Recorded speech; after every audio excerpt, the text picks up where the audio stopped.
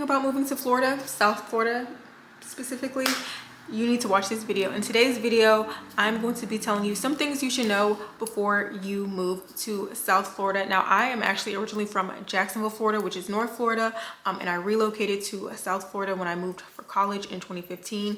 So I feel like I know the best of both. And so I have a list of things that I think that you should know before you move, and I'll clarify, you know, if something is specific to South Florida or like Florida in general. And when I say South Florida, I mean like Miami, Fort Lauderdale, like Broward, Miami-Dade, not necessarily like Tampa or Fort Myers. I don't know about, you know, it's on the west. But in this video is not to discourage you from moving to Florida. I'm one of those people, if you want to move somewhere, move there. I don't care if the locals are saying we're full, don't come. Move if you want to move, but just make sure you're well informed. So again, in this video, I'm going to be sharing with you all what you should know before you move or as you prepare to move to Florida, okay? So let me get out my notes. This is going to be a very casual video, okay? It's not going to be a bunch of edits and all of that. I don't know how to do that, okay? I'm a TikToker. Alrighty.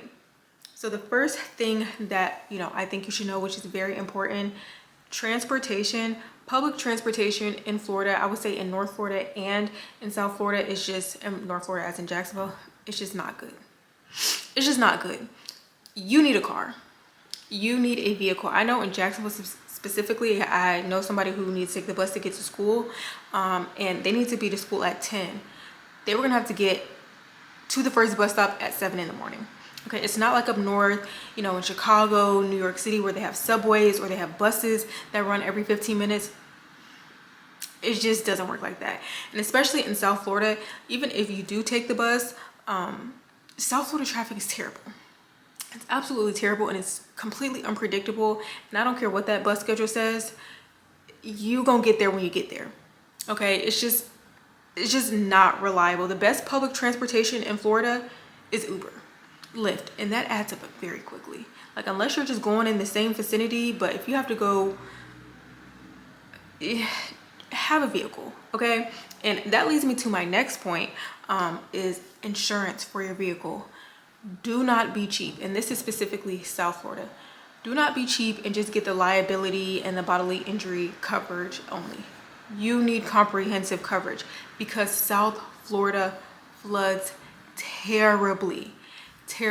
Like, it doesn't even have to be a hurricane. I remember a couple years ago, it flooded so bad that they had to close down the freaking airport. I drove past Fort Lauderdale Airport, and the like tarmac is what you call it, the runway, it looked like a swimming pool. There was abandoned cars everywhere, and if you don't have good insurance on your car, if you don't have comprehensive insurance, it ain't covered. It's not covered. And you might think, you know, I'm not gonna get into any water.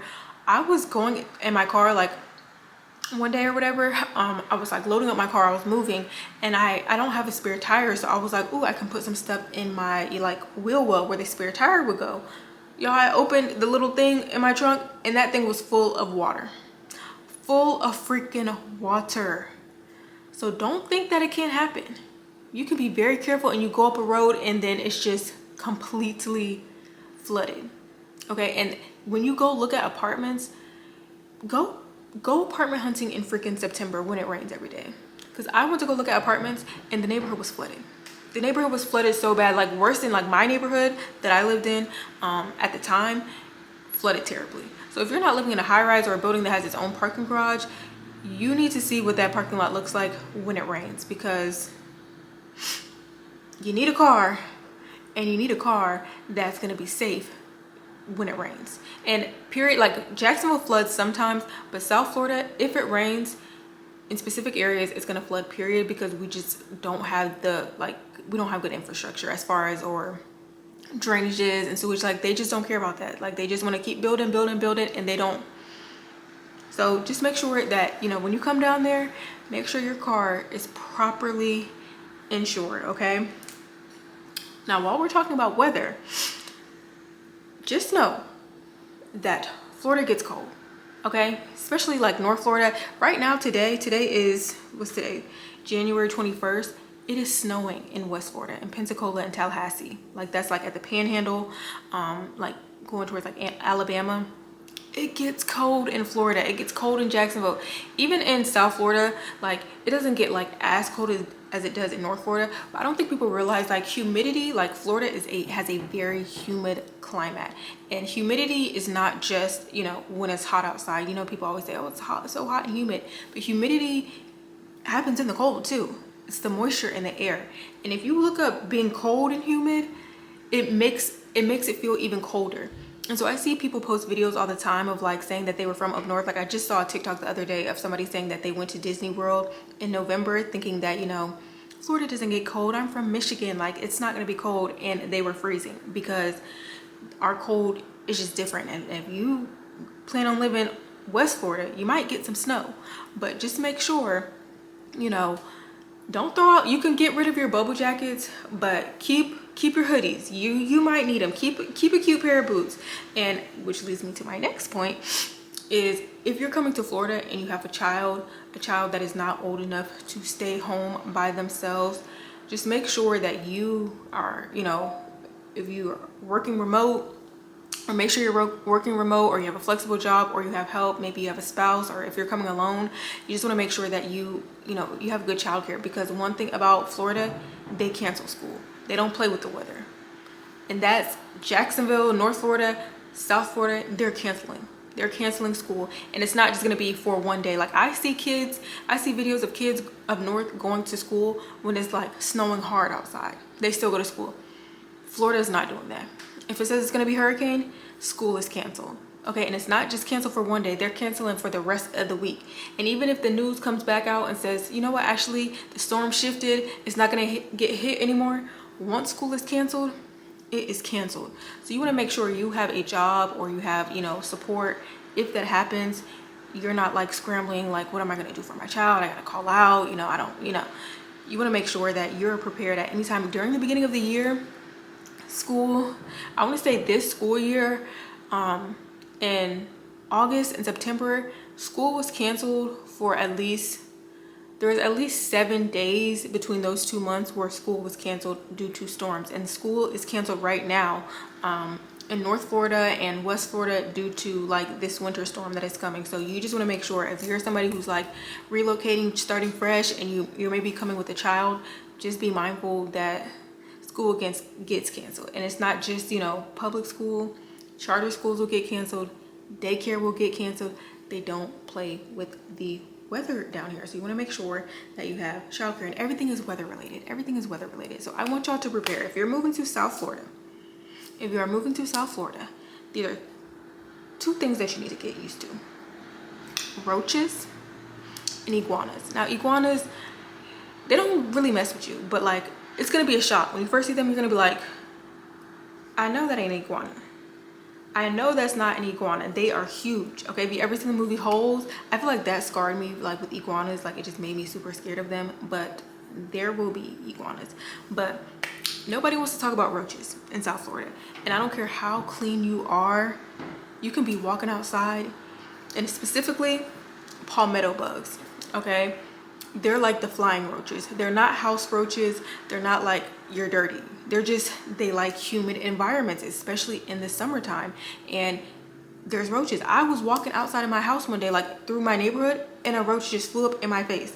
I was at the Beyonce concert at Hard Rock Stadium, and there was a roach on the stage. Okay, so there are roaches. So if you are going out of town, especially in the summertime, I know sometimes we think, oh, I'm going out of town, I can turn my air off, or, you know, I can turn it up or turn it down, whatever.